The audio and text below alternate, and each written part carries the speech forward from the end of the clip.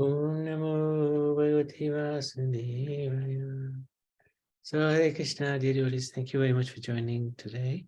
We want to get the blessings of Radha Madhava, Radha Shyamsundar, Krishna Balaram, Pal Gopal, Gaunitai, Srila Prabhupada, Guru Maharaj, and the assembled Vaishnavas, so that we can continue with the Sanatana Dharma course. And today we want to look at Jiva. Yesterday we looked at Ishwar, God. And before that, we looked at the Vedic conception of time. And before that, we reviewed, in very brief summary, the ambit of Vedic knowledge, Vedic literature, Vedic scriptures, which is so vast. So one of the most important things to understand is our position. We looked at yesterday how the Lord is always the Lord. It's not that suddenly the Lord was a Jiva and he became God. He's always God. And we are always Jiva, which means soul. So very important to understand who we are, because understanding our identity is fundamental to our existence. All our transactions, all our dealings will be based on how we understand ourselves. If we are thinking with this body, then everything around us will be in relation to the body. But if we can understand that we are beyond the body, we are the spirit soul, then our relationships will be different, because then we will have a better understanding of who we actually are. And this will lead us to finding out, why are we here in the first place? What is the point of our existence?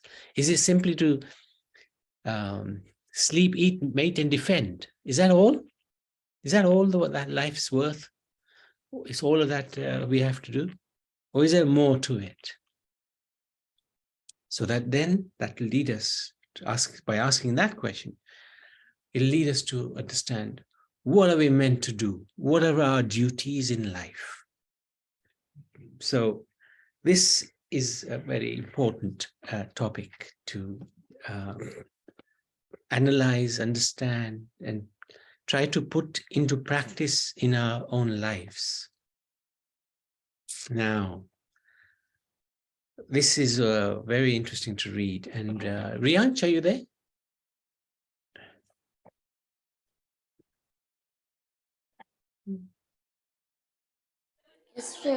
Okay, why don't you read? Why don't you read this? This is the first instruction that Krishna gives to Arjun, and the very first instruction is about who we are. So you can see how important this subject matter is. Krishna's very first discussion or explanation about what or how he should deal with this dilemma in his mind is through understanding who he is. So why don't you read these texts? Chapter 2, Bhagavad Gita, chapter 2, text 11 onwards. Over to you. Yes, sir. Text 11. The Supreme Personality of God itself, while speaking learned words, you are mourning for what is not worthy of grief. Those who are wise lament neither for the living nor the dead. Text 12. Never was there a time when I did not exist, nor you, nor all these kings, nor in the future shall any of us cease to be. Text 13. As the embodied continuously passes in this body from bodyhood to youth to old age, the soul similarly passes into another body at death. A sober person is not bewildered by such a change. Excellent, excellent. You carry on reading, but just this verse is a very important verse, because it explains how in this very life we have changed our bodies so many times, right? In this very life. So why is it a surprise that the soul will leave this body and go into another body? Because already the soul has gone through so many bodies in this life. And this is the concept of reincarnation. So when we leave this body, we get another body. Okay, keep going.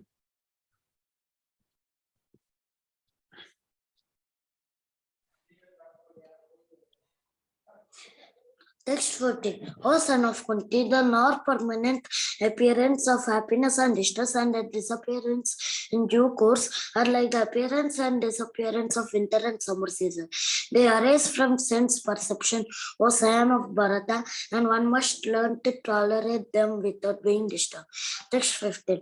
A best among men, Arjuna, the person who is not disturbed by happiness and distress and is steady in both is certainly eligible for liberation. Text 16. Those who are seers of the truth have concluded that of non-existence, the material body, there is no endurance, and of the eternal, the soul, there is no change. This they have concluded by studying the nature of both. Text 17. That which pervades the entire body, you should know to be indestructible. No one is able to destroy that imperishable soul. Very good. There's more to read, but just an idea of how the soul moves into different bodies, even in this life. And at the end of the life, it's another body. It's never destroyed. It's eternal. It's existing forever. We will never die, but the body will keep changing. And we will get different bodies according to our karma, according to our consciousness, and according to our desires, what desires we have. We'll get a body that will fulfill those desires. So keep going.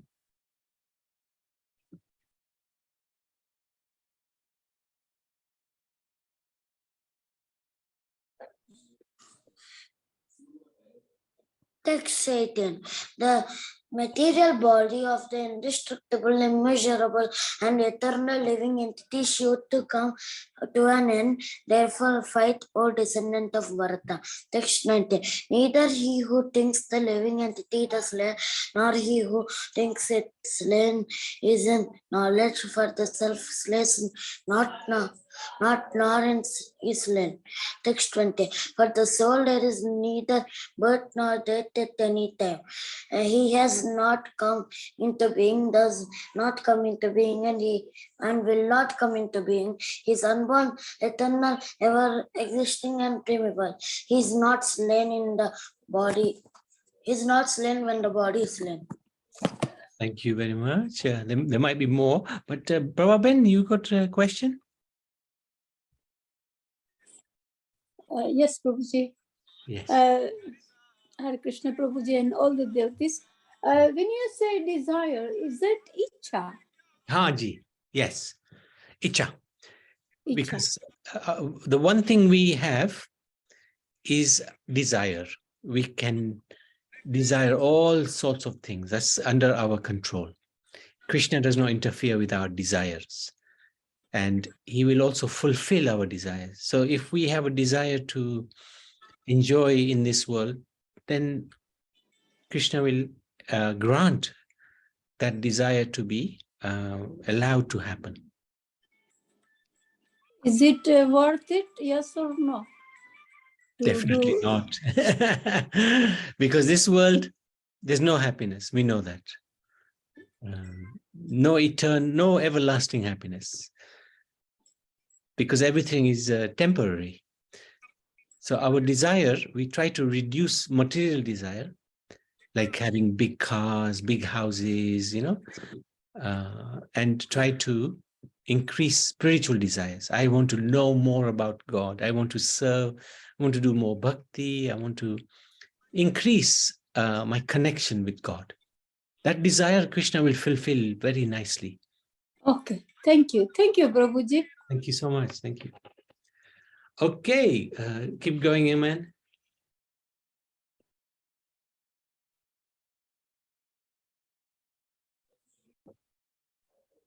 Text 21. Oh Partha, how can a person who knows that the soul is indestructible, eternal, and immutable kill anyone or cause anyone? Text 22. As a person who puts on new garments, giving up old ones, the soul similarly accepts new material bodies, giving up the old and useless one.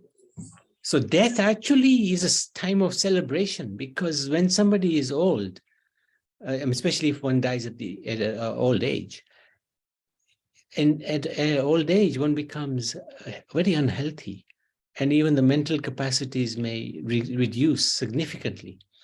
So actually, instead of weeping or lamenting when somebody dies, especially when they're old, we should celebrate, because they are going to get another body. And hopefully, if they have been involved in bhakti and pious activities, then they'll continue their journey to the spiritual world. And Krishna gives an example. When our clothes become old, we throw them away and we get new clothes. So in the same way, when the body gets old, it's thrown away and we get a new body. So this is an interesting picture.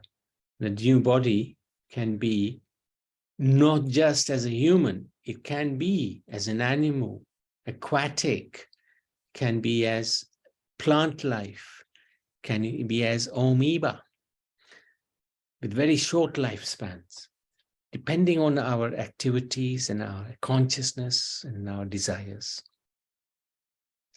Okay, keep going. If you still want to read, you can.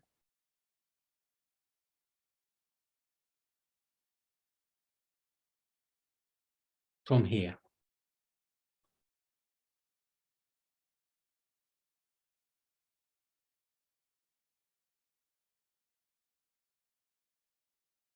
He might have lost connection. Huh?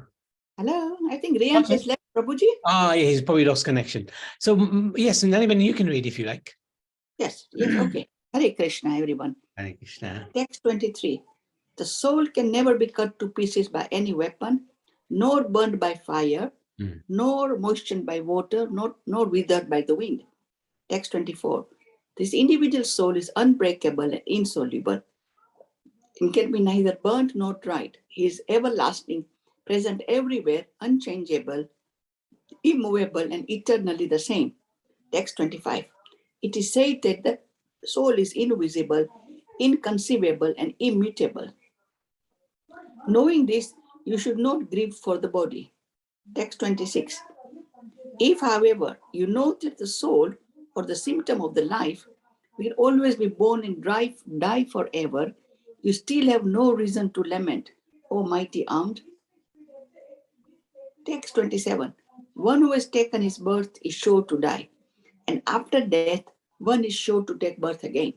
Therefore, in the unavoidable discharge of your duty, you should not lament. Text 28. All created beings are unmanifested in their beginning, manifest in their interim state, and unmanifest again when annihilated. So what need is there for lamentation? Text 29. Some look at the soul as amazing, some describe him as amazing, and some hear of him as amazing, while others, even after hearing about him, cannot understand him at all. Text 30. O descendant of Bharata, he who dwells in the body can never be slain. Therefore, you should not grieve for any living being. Wonderful. Thank you. So we can see 20 verses Krishna describes the soul. And nowhere in the Gita is one particular aspect of spirituality described in such detail. So see how much importance Krishna gives to our identity. This is so fundamental to our existence and our future, plight, really. So, what's this doing here?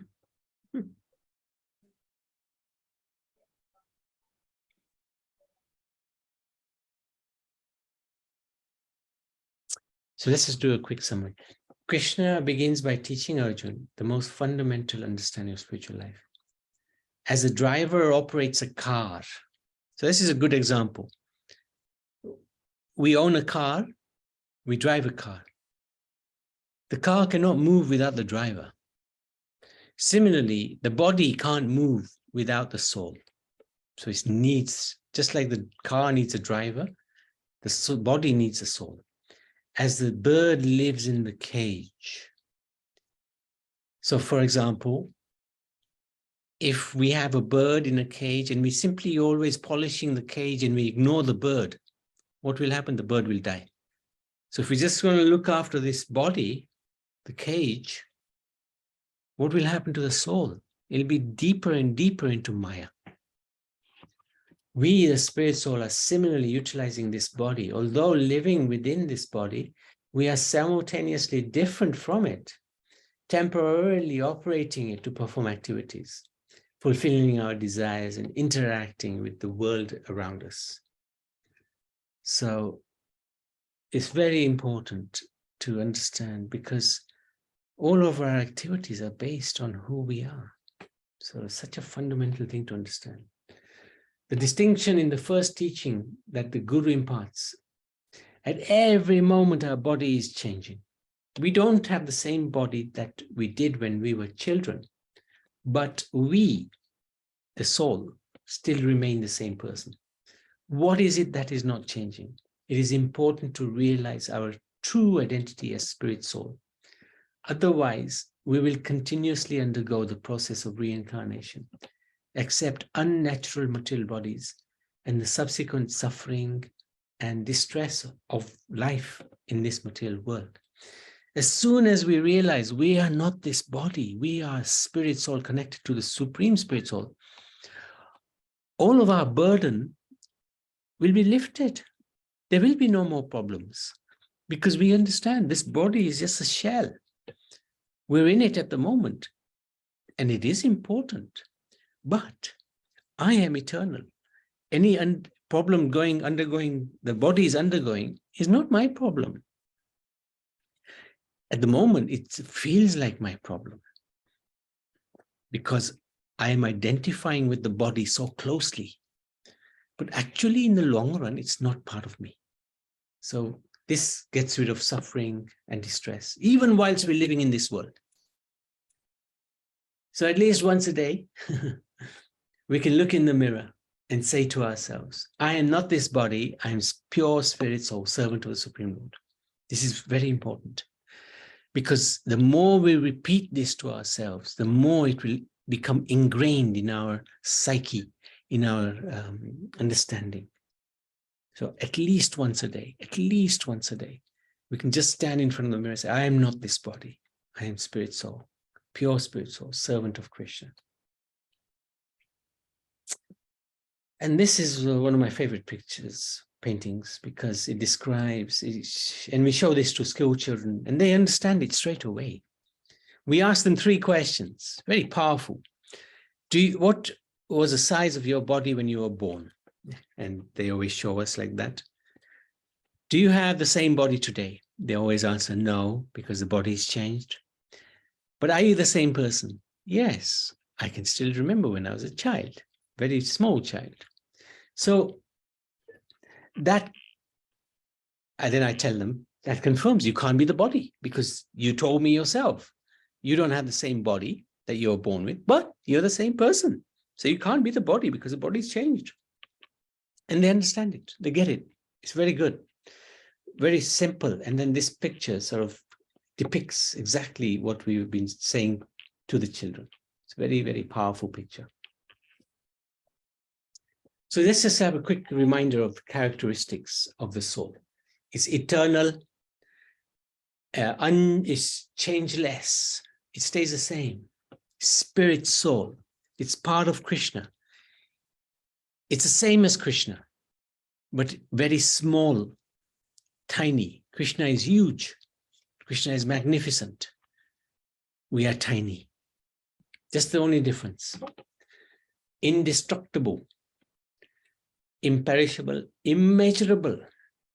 Actually, in the Oh, Sweta Svatara Upanishad, it describes, if you cut a tip of the hair 100 times, and then again, one of those 100 pieces cut into another 100 pieces, that's the size of the Atma. 1/10,000th of a tip of a hair. Very small. Very, very, very small. It's not a slayer. It doesn't get slain. It doesn't take birth. It doesn't die. Has not come into being. Does not come into being. Will not come into being. Is unborn. Is ever existing. Is primeval. Is immutable. Cannot be cut into pieces. Cannot be burned by fire. Cannot be moistened by water. Cannot be withered by the wind.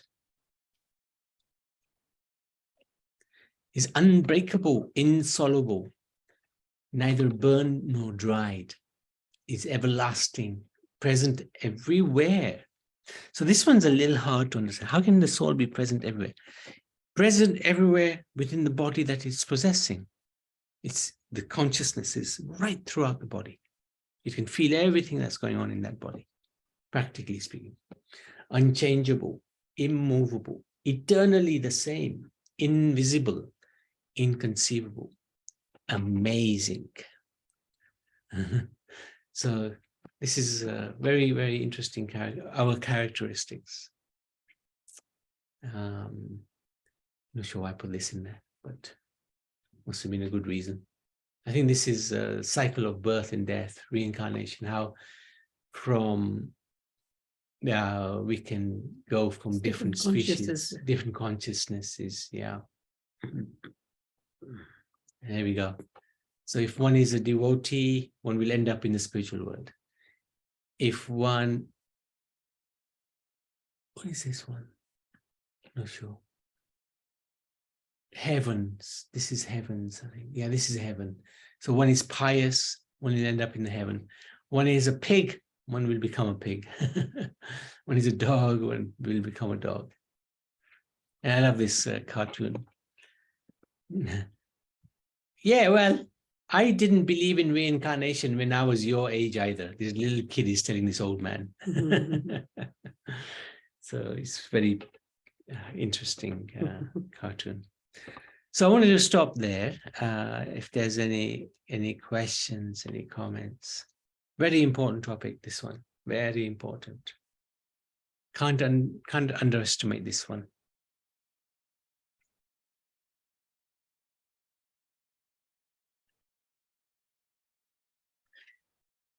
Yeah, Madhuban, yes, you're muted. Not today's lesson, but I want to ask some question from yesterday one. Okay. I'm still don't understand about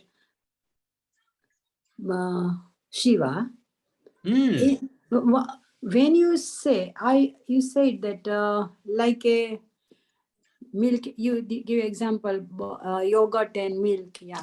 But when Vishnu come in touch in a contact in Prakriti, nature, that time he becomes Shiva, right? So Shiva.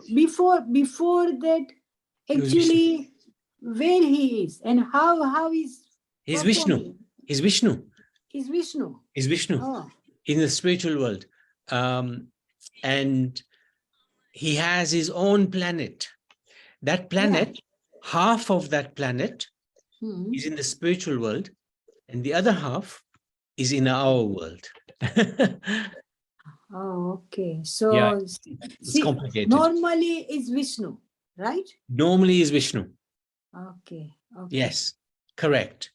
But when Vishnu wants to become in touch with this world, because God doesn't touch this world, but when he does, he becomes, his glance becomes Shiva. When he glances over this material world, so in Shiva. Since 5,000 years, you know, we got this all roughly before 5,000 years, the whole literature and everything. So do you think that Shiva came here in this contact in nature before how many times? Lot longer. Right at the beginning, 155 trillion years ago, Shiva came into existence. 150 5 trillion. trillion. Oh, Trillion. okay. Lot. Right at the beginning of the creation of this material world. Because that's when Mahavishnu came in contact with material nature. Okay. So where do you found these old things? Information. Yeah. There's a few scriptures. Brahma Samhita. Brahma Samhita, yeah. Brahma Samhita, yeah. Brahma Samhita. And Bhagavad Puran. So Srimad Bhagavatam. That's 2. And there's एक आचार्य છે Jiva Goswami. He has written Gopal Champu. The Gopal Champu ma is a lot of information about this. Gopal Champu is a place. Is a scripture. Scripture. A book. Oh, book by okay. sadhus. He got this book. He has written this book. Gopal Champu is the book. Okay. Jiva Goswami is the person who's written it. And he gives a lot of detail. Okay, is he in this country or in India? Oh, no. He lived 500 years ago. 500 years ago. So he's your guru's guru, must be? Yeah, guru's guru. Yeah, he goes back a long way. Okay. Yeah. So I'm just wondering, where did you find these old things? And, That's right. My mind is really, I couldn't understand. It's difficult to. What we'll do as part of Sanatana Dharma, we are going to do one session on the abodes of the Lord. Golok, Vaikuntha, Kailash. Yeah. So that we will cover. And maybe we could do it tomorrow. I'm happy to do it tomorrow. Tomorrow, yeah. Okay, I'll be here tomorrow. Yeah. Okay, let's do it tomorrow. Okay. Fantastic. Thanks. Very good. I like your interest. I try to find out myself, but still, sometimes I don't understand because I haven't read like you read, or more information. So it's better to discuss and find out some more and make it our life easy. Yeah, no, it's very good. I appreciate your effort, to understand. Thank you. Thank you. You're the reason why we're doing this. Yeah, this thing's really, really good. And I don't know, people understand or not, but this is very important for our life, because in our life, what we doing? Just nothing. Sometimes I always think, what have I done in my life? Me too. Yeah, I know what you mean. Yeah, me too. Why have I wasted so much time? Yeah. So these days I left everything. When I 3:30, I just said, I'll go and sit down. and in midnight, I don't know, when I got up and I couldn't sleep. You have a question. And I read and just think, and always there's appear some questions. Good. Very good. Thank you. I appreciate your questions. It's nice to know about these old things, yeah. And today you said about soul, and this thing, literally last night. Oh. I was listening in I think in YouTube somewhere, and was Katino Upanishad. Right. Katino Upanishad, and they're all Upanishad about soul. Yes, Katha. Yeah. That's Katha Upanishad. That's the same. That's why I'm asking you. There's Katha and Katha Upanishad. They said Katha Upanishad in YouTube.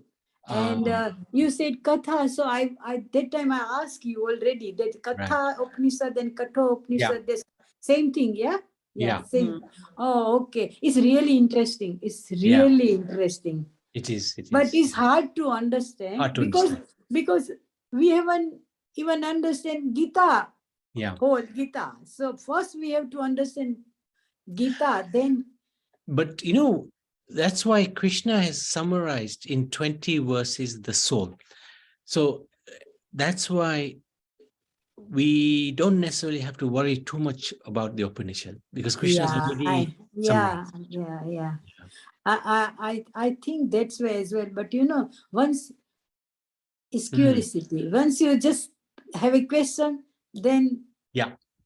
I try to satisfy myself if I can find out somebody to give me answer. Otherwise, I try and try. Yeah. No, I understand. Very good. Thank you so much. Very Thank you. Thank you. Prabhaben, did you have anything? You muted. Huh? No questions today. Okay. It was very interesting. Like whatever you said, that you can't cut in the pieces. No kanban, no water, no breakable. Yes, that's right. The soul, And the one thing you said about the desire, I did ask about that before. Yeah. Thank you. Oh, this is all right. And just now Madhuben said about the Shiva. When did Shiva come in this world before? And you said 105,000, 155 trillion years ago. Trillion years ago. So I just put down here, I said, it's something nice to know, because we know, but we don't know too much about Shiva, do we? We just think he is in Himalayas, that's it. Yeah, that's right. Kailash. And something else also, maybe since joining the satsang, we have started learning more, but in our young age, we didn't know nothing about anything much of the God. Only a little bit. We just thought there's a God there, and we went to temple and we worship and we come back and we get the prasad and that's it, but not much of it, like Aarti and Thal and Bhajan we sing and we just come. But like at present, as we grew up and started learning from the books, reading the books, giving us more of spiritual talking and listening and getting more gnan. That's all I can say. And you're really taking good knowledge. It's good, very good. Prabhuji, sorry, Prabhaben, have you finished? Yeah, finished. Okay, thanks. Prabhuji, can you send me the old name, whatever you said, book name, or I will. I'll send you the list. Just for when you say I can't remember, but if I'll send you the list. There's a list of it. Yeah. Okay, thank you very much. Thanks. I am not sure I will read or not, but I just that's want okay. to. Yeah. Thank you anyway. Thanks. Surrender. Sorry, Prabhuji, are you saying can you get these books? Oh no, you don't want to get YouTube, these books. Or you have to buy them. Yeah, and they're not so easy to read either. I know. Okay, thank you. It's so hard, Prabhaben. I think Madhuben will read. I will only listen you. No. I said I am not sure I read or not, but I just wanted to. Yeah. Anyway, Thank you. Thank you. I wish I could. Thank you. Surinder, anything you'd like to share? He's always got some nectar to share. Hare Krishna Prabhu and Dandavat and Dandavat to all the Vaishnavas. Nitai Gaur Haribol. Hare Krishna. Hare Krishna. Very interesting this chapter. Chapter 2, summary of the Bhagavad Gita and mainly describing about the soul. Also, Bhagavad Gita is known as Gita Upanishad. So here Krishna basically has given in a summary form the essence of all the 108 Upanishads, essentially presented by Lord Sri Krishna in Bhagavad Gita, Gita Upanishad. And also in Prema Vivarta, there is one chapter with the title of The Journey of the Soul. This chapter is described a verse which follows like that. Kabhu Raja, Kabhu Praja, Kabhu Vipra Sudra, Kabhu Dukhi, Kabhu Sukhi, Kabhu Kita Kshudra, Nitai Gauranga Jaya, Nitai Gauranga, Nitai Gauranga Jaya Nitai Gauranga. Kabhu Swarge Kabhu Martye Narake va Kabhu. Kabhu Swarge Kabhu Martye Narake va Kabhu. Kabhu Deva Kabhu Daitya Kabhu Dasa Prabhu. Nitai Gauranga Jaya Nitai Gauranga. Nitai Gauranga Jaya Nitai Gauranga. So this book, Prema Vivarta, has been composed by one of the associates of Gauranga Mahaprabhu named Jagadana Pandit. And in this chapter, it's describing like sometimes we are born as a king and sometimes like as a common citizen, and sometimes Sudra and sometimes as a Brahmana, Vipra. And sometimes we are Dukhi and sometimes Sukhi. Okay. Yes, and sometimes we are born like an insignificant ant, Kitakshud. The just journey of the soul is going on, but in any state of condition, we just have to chant Nitai Gauranga Jaya, Nitai Gauranga, Nitai Gauranga Jaya, Nitai Gauranga. And the instruction of Gauranga Mahaprabhu is that we should chant the Hare Krishna Mahamantra. Hare Krishna, Krishna Krishna, Hare Hare, Hare Rama, Rama Rama, Hare Hare. So we follow both instruction like that. Oh, yeah. Yes, also sometimes we are taking birth in Swarga, and Marti means Swarga, and the Mrityulok means the earth planet, and sometimes to the Narakalok, means the hell's planet. Sometimes we may be born as a Deva, sometimes as a Daitya, sometimes as a master, and sometimes as a servant. So in any condition, any status, we just have to continue our Krishna consciousness, chanting Nitai Gauranga and Hare Krishna Mahamantra. Nitai Gaura Haribol Prabhu, thank you very much. Thank you. Fantastic. Thank you for sharing that. So if there's nothing else, we can stop. Okay. Sanatana Dharma ki jai, Jivatma ki jai. Okay, where are you? Here you go.